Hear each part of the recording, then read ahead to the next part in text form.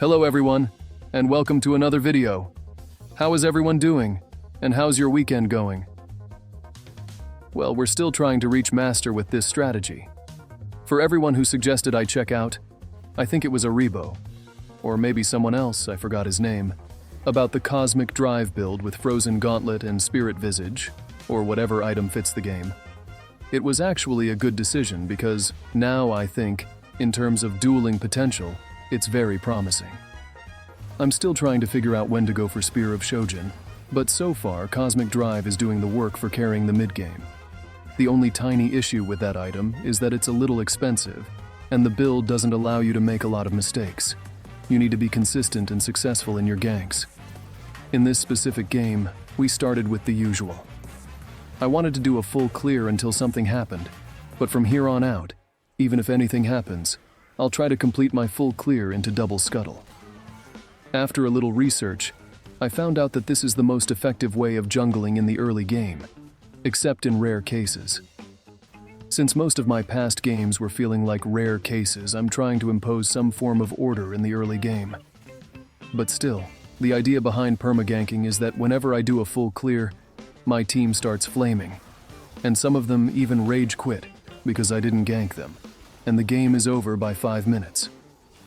So I'll try to find a balance between ganking and farming. Most likely I'll always prioritize farming into scuttle crabs over ganking. And for objectives, I'll go for grubs instead of drakes. You can get 4 drakes, but you only get 2 camp respawns of the void crabs. In this game we had a peculiar pick at support. Nidalee support, thank goodness. In my previous games, I played against a Nidalee support, and the dude stayed in my jungle the whole game. We had a Seraphine support who didn't help at all. I couldn't farm, I couldn't gank, and we lost that game. So I was hoping the same thing wouldn't happen in this game. Since we started on blue side, it would be harder for Nidalee to invade, unlike what happened to me in previous games. Another thing, please guys, stop picking Smolder and Morgana mid. They don't work. They really don't work. The only ones that work with this strategy right now are Nasus, Sion, and Udyr mid, since they have some form of reliable crowd control. Morgana is only good for pushing. Just push with Morgana, don't do anything else. Even if you want to land your Q, you need to clear the wave, and the enemy needs to be something like an engaged champion with no escape, for example. I don't know, but definitely not LeBlanc. It was a bit of a struggle. In games like this, I found that the right opportunity was to camp Kayle somehow, because Kayle players tend to carry in the late game. Not always, but most of the time. The champion itself isn't even a part of this game. If you didn't know, the sword that Garen calls down as his ultimate is just one sword from Kayla's collection. So yeah, Kayle gives ults to people. She's not even a champion. I don't know why they keep making characters like this. In theory, if Garen is against Kayle, he shouldn't even be able to use his ultimate. That's the logic. But yeah, Riot can do whatever they want since this is their game. In this game, I wanted to make sure that our top laner was very strong. And the good thing is that we're getting strong as well because we're everywhere on the map. Whenever there's an encounter, we have the correct summoner spell to deal with it. The other thing is that I feel very natural playing this way with Volibear, without any runes. And it feels like the limitations we suffer from when playing against broken champions are a little bit toned down. Hats off to the guy who came up with this build. It doesn't look like a strong build or one that deals a lot of damage, but it synergizes very well with Volibear's playstyle. Now the only threat to our game plan is Renekton. He's a good player, and even with the camps and deaths, he's still hard to deal with. He's also not planning to group, so if we make one tiny mistake in the mid-game where we die, that dude will take at least one inhibitor. The current plan right now is to make sure we don't throw in the mid-game. To do this, we need to keep picking off champions and avoid grouping. For some unknown reason, Morgana is dealing with Yasuo. Based on my previous games, Yasuo should stomp Morgana. But this guy seems worse than our mid laner. This is good for us, and we should capitalize on it before Yasuo gets 5 items, because then, even if Yasuo is a horrible player, he doesn't need to do anything. He'll just crit you for 2,000 damage without even landing his tornado. Old school Tryndamere playstyle. There's also one thing I've noticed with this build. Lately, I've been using my ultimate defensively instead of offensively because most of the time, when I manage to engage properly on someone, there's a strange effect. My team will most likely be looking the other way. I don't know how, but it's happened to me 2 or 3 times where I engage, land my CC and damage on a high priority target, and my team is just off farming right next to the fight like mindless zombies. And the remedy for this is to make your presence valuable by playing indifferently. In other words, you should split for 2 or 3 minutes until your team starts saying, "Hey man, come, we need you." Then you can respond with, "Okay, let's play like a team." But in this specific game, split pushing seemed like a more suitable choice than grouping because I can duel anyone, and my team is doing fine by poking. If I stick with them and keep engaging, I'll eventually fail and die. Another thing is that we can always generate a teleport to catch up to our allies if they desperately need us. Once we have all this factored out in our minds, we can proceed to execute the plan accordingly. But the issue is that we can't push for some unknown reason. That's why my idea of split pushing was somewhat correct. But this is not a plan set in stone. You'll often find yourself starting with a plan that looks good, but in the middle of executing it, shits happen. You shouldn't get tilted and you shouldn't doubt the plan. This is just life, and this is just League of Legends. Stuff like this happens all the time. Another issue I've been encountering is Volibear's ultimate animation. It's incredibly slow, and after checking, I found out that Riot made sure that no matter what your movement speed is or what happens to you, the animation will always take a full second.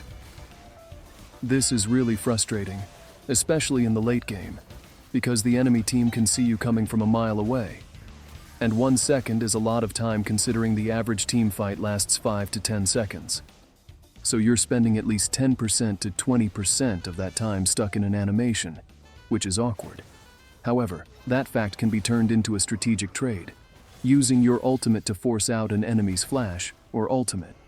While it's not ideal, it's a necessary evil for now. So yeah, despite this, we're doing well in terms of objectives. We lost 1 Baron, but most of the team, except for Morgana, is sticking to the plan. I decided to deal with the persistent issue. Renekton in the top lane. He's trying to solo carry the game, and while that's respectable, and I understand his frustration with his team, especially that Yasuo, we'll need to pay him a visit and send him off properly to the next game. Our build is tailor-made for dueling and sticking to elusive targets, specifically someone like Renekton, who has Black Cleaver and 2 dashes.